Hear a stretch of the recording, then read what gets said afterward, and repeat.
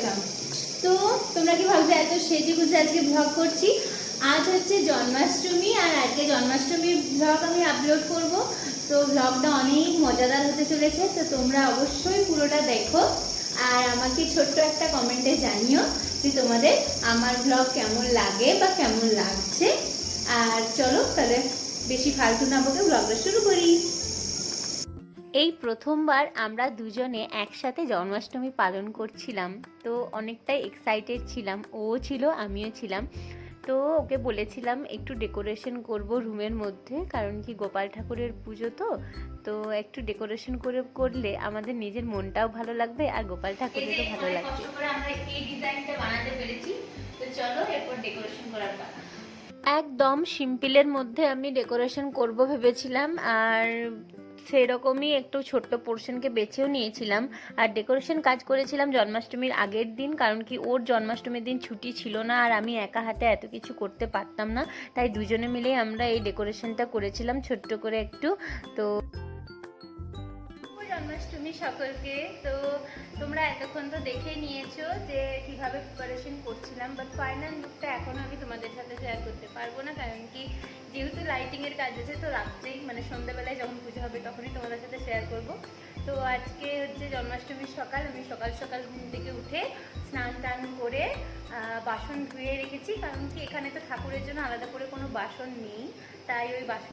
তো আমি এসেছিলাম দোকানে, দোকান থেকে কিছু জিনিস কেনার ছিল, এই যে দুধ, চাল এইসব কেনার ছিল ক্ষীর বানানোর জন্য। তো আজকে ওয়েদারটা দেখতে পাচ্ছ কতটা সুন্দর। তো চলো রুম যাওয়া যাক।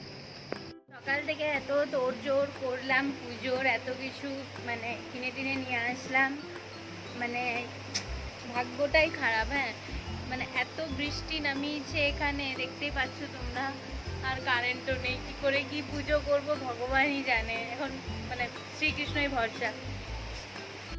বাইরে তো বৃষ্টি হচ্ছে, বাট আমাকে তো বসে থাকলে চলবে না, আমার অনেক কাজ ছিল। তো আমি প্রথমে আটাটাকে ভালোভাবে মেখে নিলাম, তারপরেই চলে গেলাম ক্ষীর বানানোর উদ্দেশ্যে।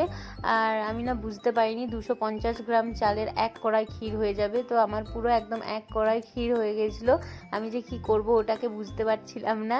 তোমরা দেখো পুরো এক কড়াই জুড়ে পুরো ক্ষীর হয়েছে কৃষ্ণ ভগবানের জন্য। তো যাই হোক, পরে ভোগ হিসাবে সবাইকে আমি ওটা দিয়ে দিয়েছি আর কি। তারপরে চলে গেছিলাম লুচি বেলার জন্য।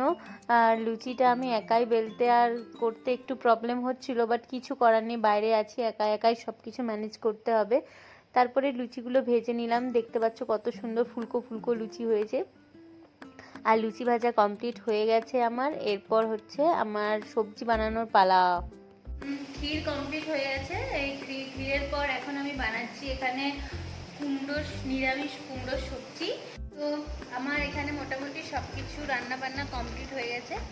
এরপর পুজোর জন্য রেডি করব, সব কিছু ভোগ টোগ রেডি করব। তো তার আগে নিজেকে রেডি করব।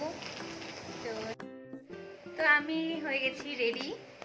আর আমাকে কেমন লাগছে অবশ্যই একটা ছোট্ট কমেন্টে জানাবে।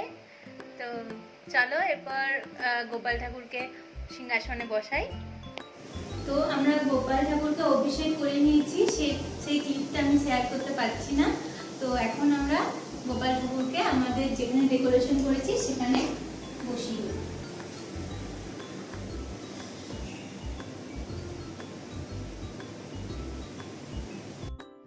তারপর একে একে আমি সব ভোগের প্লেটগুলো সাজিয়ে নিচ্ছিলাম।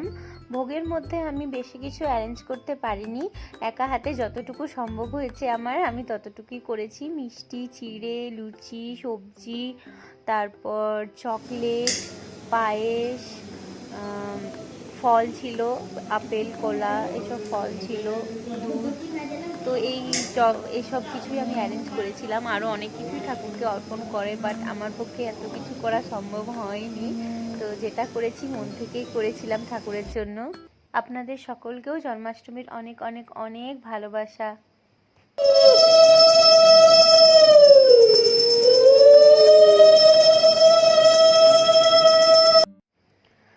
পুজো কমপ্লিট করলাম, যেটুকু আমরা জানতাম সেটুকুতেই অনেক ভুল ত্রুটি হবে আমি জানি, বাট মন থেকেই করলাম। পুজো কমপ্লিট, তারপরেই পুজো টুজো হয়ে যাওয়ার পর আমরা ভোগ অ্যারেঞ্জমেন্ট করেছিলাম, আমাদের বাড়িতে যারা এসেছিলো সবাইকে ভোগ দিলাম। আর এরকমভাবেই আমরা জন্মাষ্টমীটা করলাম। তো এমন বাজে ওয়েদার হয়ে গেছিলো, আমি ভাবতেই পারছিলাম না যে কিভাবে কমপ্লিট করব। তো যাই হোক, ঠাকুরের ইচ্ছায় সব কিছু সুন্দরভাবে কমপ্লিট হয়েছে। তো আপনাদের ভিডিওটা কেমন লাগলো আমাকে অবশ্যই জানাবেন, আর যদি ভালো লাগে তো অবশ্যই আমার পাশে থাকবেন। আর জয় শ্রীকৃষ্ণ, সবাই ভালো থাকুন।